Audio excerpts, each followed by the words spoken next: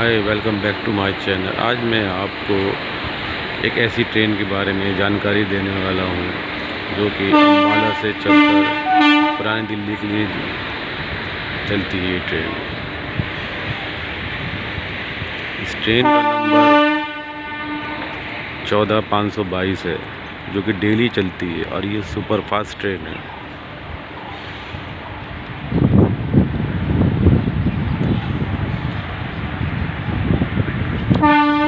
अम्बाला से चलकर ये सहारनपुर, देवबंद, मुजफ्फरनगर, खतौली, मेरठ, गाज़ियाबाद, शाहदरा और पुरानी दिल्ली इसका लास्ट हॉल्ट है। और ये सुपर फास्ट ट्रेन है जो डेली अम्बाला से पुरानी दिल्ली के बीच चलती है।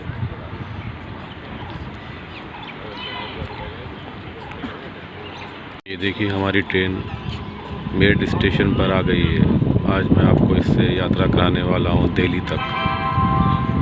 देखिए, आप देख सकते हैं सामने से ट्रेन आ रही है।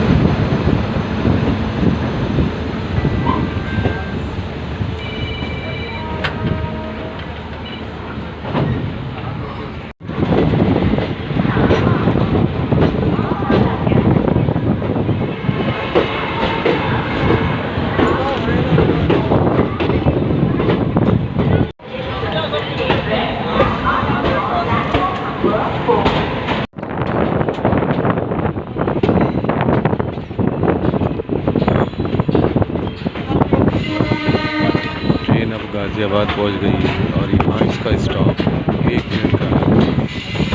इसके बाद जो